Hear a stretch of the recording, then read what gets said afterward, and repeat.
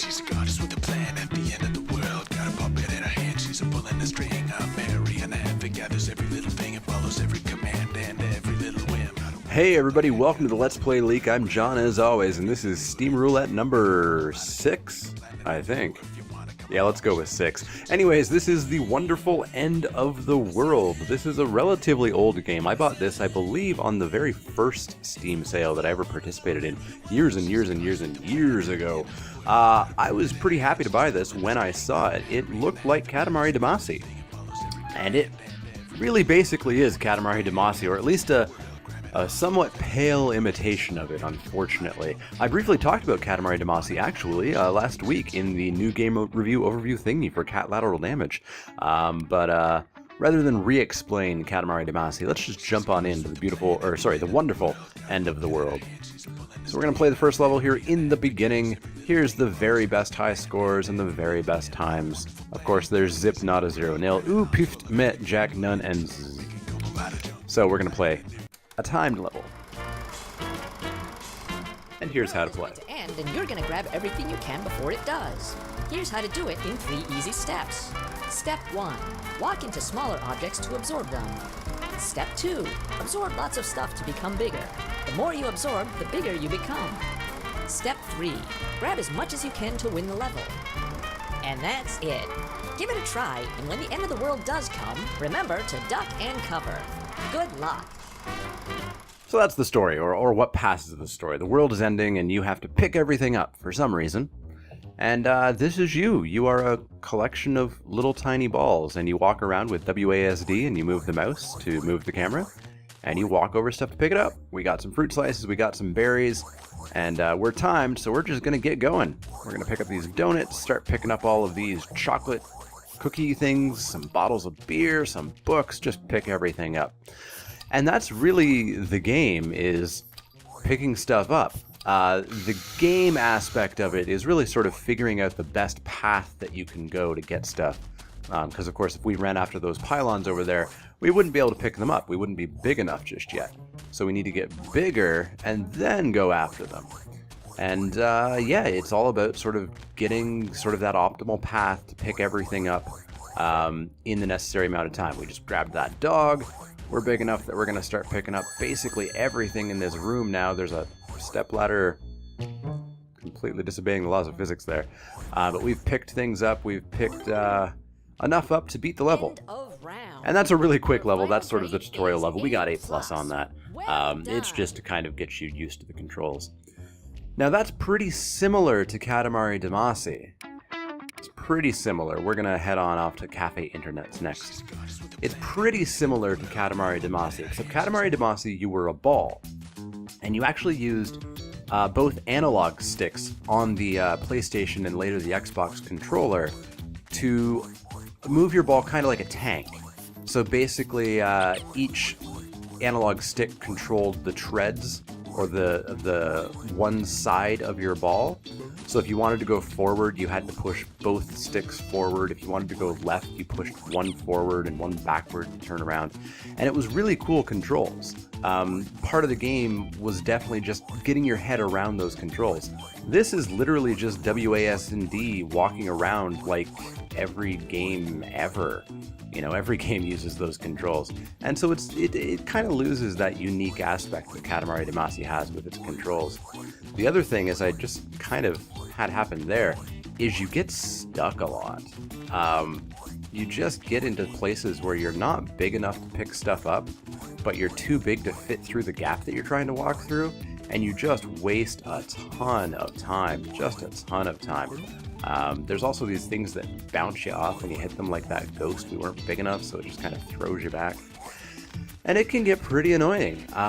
If we manage to do well enough on this level, you'll actually kind of see how annoying that can get when we have to start picking up the chairs, but aren't big enough to pick up the tables.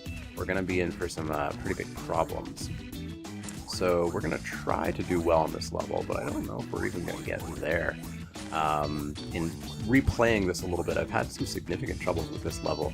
I don't remember having significant troubles with it, but maybe I just didn't try to 100% it last time.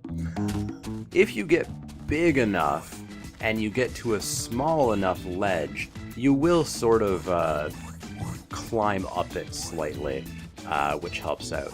But it's really finicky as to when that's going to work and when it's not going to work. And so we're starting to get to the level where we're not quite going to be able to pick up the chairs, but we're not going to be able to fit between the chairs or between the tables or anything. And it's going to start to get pretty annoying. So we now have to pick some stuff up, and there's not much left for us to pick up. There's a keyboard, there's this laptop, but we still can't pick up the plants, pick up that little plant. We still can't pick up that damn snake, which is annoying. And yeah, we're now just walking around trying to hit stuff to get slightly big enough to pick up the chairs, and I don't think we're even going to be able to do it.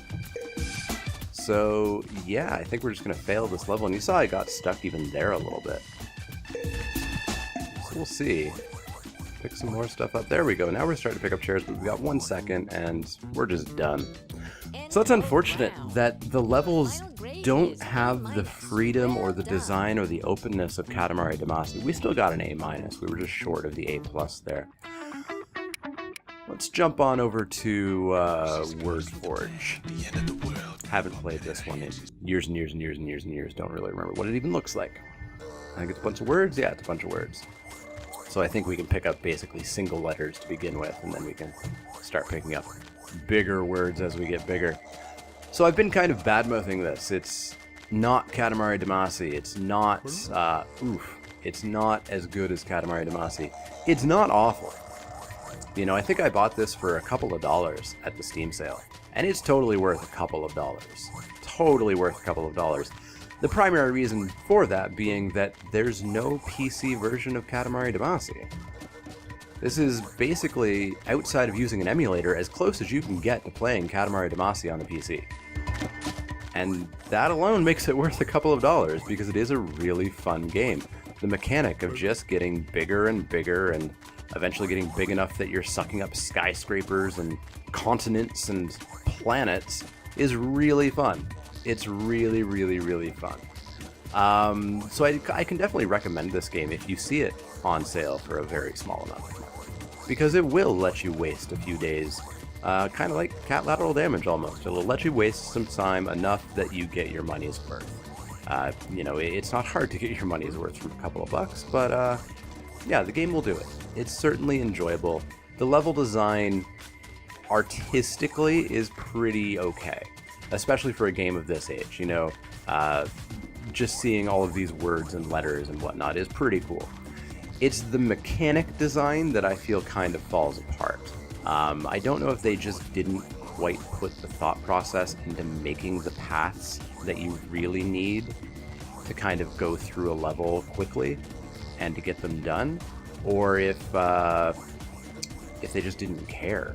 But mechanically, the levels do fall apart a little bit. Here, I'm just totally lost. Yes, so there's no real rhyme or reason that I can find out when you're able to walk over things and when you're not able to walk over things. There is no jump button or anything. But once you get to a big enough size, you can walk over things, and hopefully you're big enough to start picking other things up. Because if you're not, then uh-oh. But yeah, ultimately, I'm ambivalent about the game. It's fun. I remember thoroughly enjoying it when I first got it. When I first got it, I played through it and I 100%ed it. I got A+ on every level. I enjoyed it that much. Part of that was definitely because at the time, I hadn't played much Katamari Damacy. It wasn't even available on the 360 yet. Eventually a version did come out for the 360. These days, there's many options to get those games and get a PS2 for cheap, as well as I mentioned, the emulation possibilities and things like that. Yeah, so even here, it's just kind of annoying trying to find the path as to what you can pick up and what you can't. And I don't ever really remember that problem existing in Katamari. In Katamari, I feel like there was always stuff for you to pick up at the size that you were. And maybe you had to roll around for a little bit, but you never got stuck, and you never got thrown around like we were there at the end with those bigger letters and not really able to do anything. I feel like I've been really negative in this Steam Roulette episode. It's not an awful game, ultimately. It's just not as good as what it's very clearly trying to be. And because it is clearly trying to be Katamari Damacy, you do have to hold it up to that kind of scale. So, yeah, that's been The Wonderful End of the World. It's totally okay. If you find it for a couple of bucks, pick it up. If you've never played Katamari Damacy and you don't have easy access to a 360 or a PS2 or a PS3 or whatever systems it's on these days, pick this up. If you know of a PC version of Katamari Damacy, tell me. I want it badly. Or any sort of game like this, but better than this. But yeah, that's The Wonderful End of the World. That is Steam Roulette number 6. Hopefully you enjoyed these videos. Hopefully you enjoyed this quick overview of this game that I haven't touched in must be 4 or 5 years. And that's the very cool thing that I'm finding with Steam Roulette, is I'm getting to not only experience these games that I bought and never played, like Enforcer, but I'm also getting to re-experience these games that I bought and played years and years and years ago. I believe I've been on Steam for 11 years now, basically when it started, so I've got a large collection to work my way through. But as always, I hope you enjoyed the videos. If you have any questions, comments, suggestions, you can find me on Twitter at the Let's Play League. You can also find me on Facebook at facebook.com/the Let's Play League. And you've already found me here on YouTube. As always, if you have any questions, comments, suggestions, the comment box is below. If you like the videos, you should click the thumbs up icons to let me know, let the world know, and keep my videos rising up through the ranks. And you should also subscribe to my channel. There's a subscribe button below each video and one in the outro of each video. That'll let you know the second the next Steam Roulette video is posted, the next Kerbal Space Program Completes episode is posted, the next Engrot New Game Review Overview thingy is posted, or whatever I happen to post next. You'll be one of the first to find out. As well, if you follow me on Twitter or follow me on Facebook, that's where you're going to learn what the next Steam Roulette video will be. That'll be posted not terribly long after the video gets posted of this. So follow me there if you want to know what the next Steam Roulette game is going to be. As always, if you do have any questions, comments, suggestions, let me know. Otherwise, I will see you all next time.